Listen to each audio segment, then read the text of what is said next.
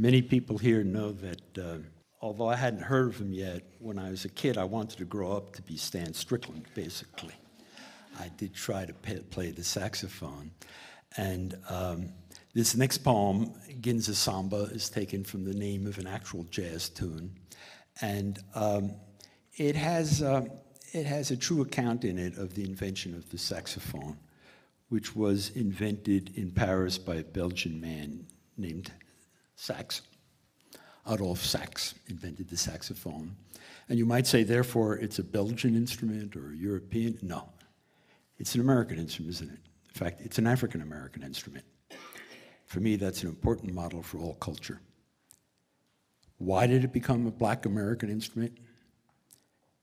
Because geniuses, like Johnny Hodges and his generation, Charlie Parker and his generation, these people made it their instrument.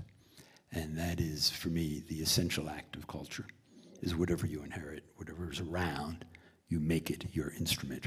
That's the only poetry reading chatter you're going to hear tonight. The next poem is called Ginza Samba.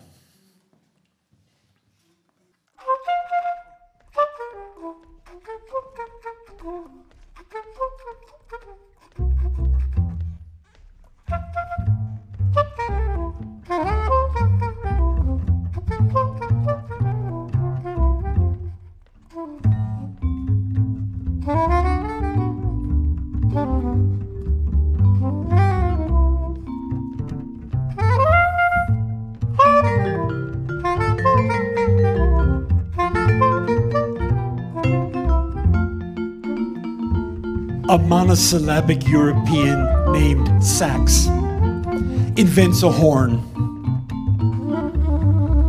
Walla whirlity wah, a kind of twisted brazen clarinet, but with its cylinder of vibrating air shaped not in a cylinder like a clarinet, but in a cone, bawa, widening ever outward.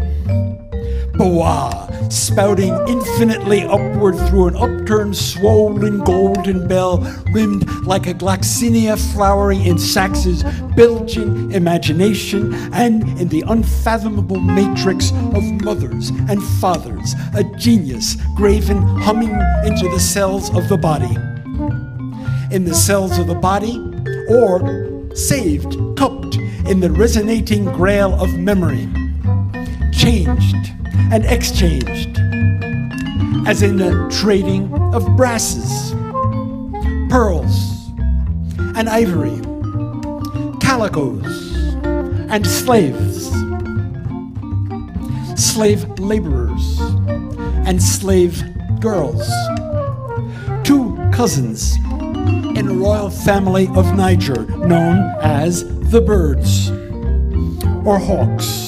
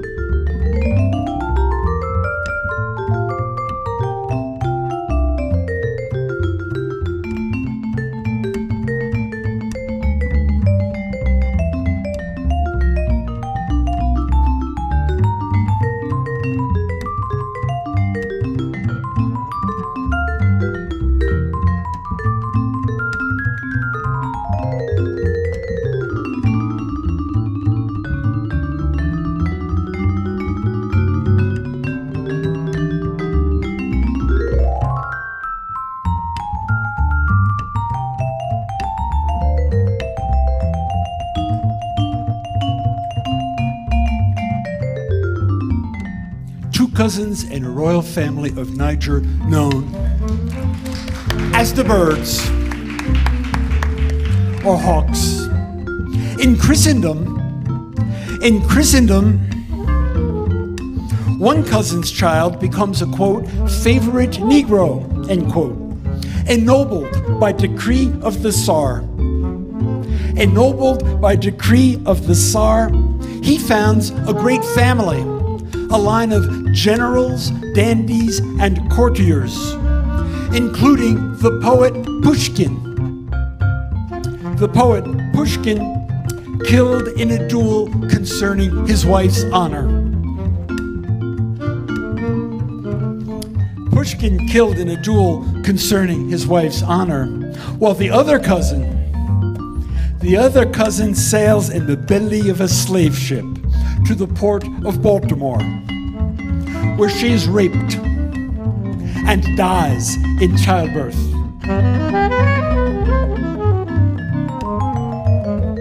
She is raped and dies in childbirth.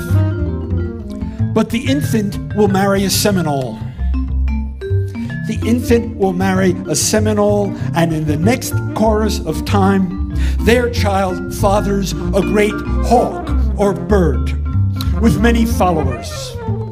Among those followers, this great-grandchild of the Jewish manager of a Pushkin estate, blowing his American breath out into the wiggly tune, uncurling its triplets and sixteenths. The Ginza Samba of breath and brass. The reed vibrating as a valve. The ether. The unimaginable wires and circuits of an ingenious box here in my room, in this house built 100 years ago, while I was elsewhere.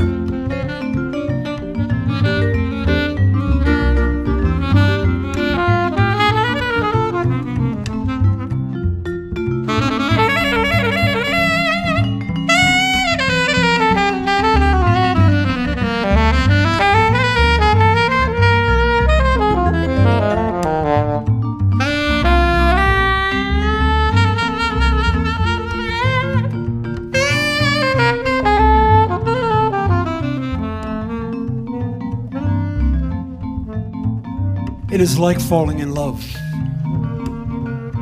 It is like falling in love. The atavistic imperative of someone face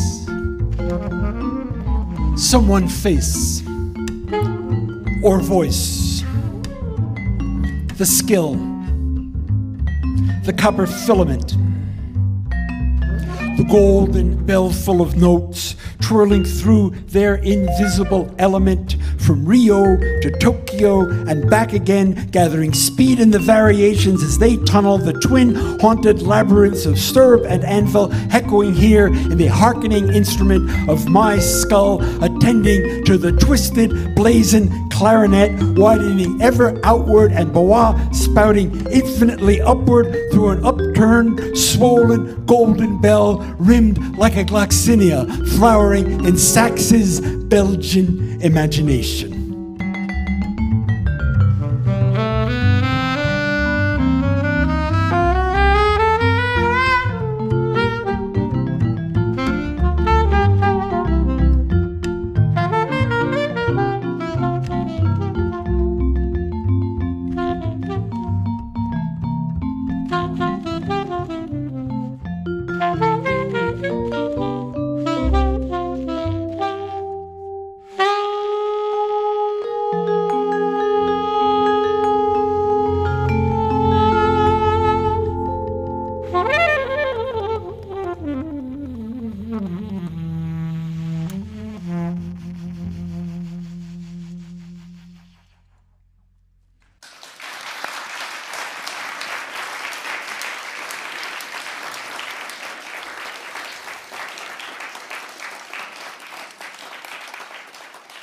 As I think that poem with music demonstrates, the music is not just sort of accompanying the words and then emphasizing or italicizing what the words do.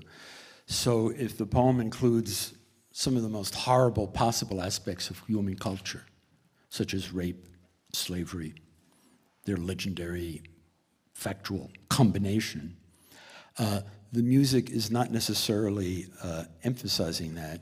The music, as in writing, may choose to be, for want of a better term, ironic about that.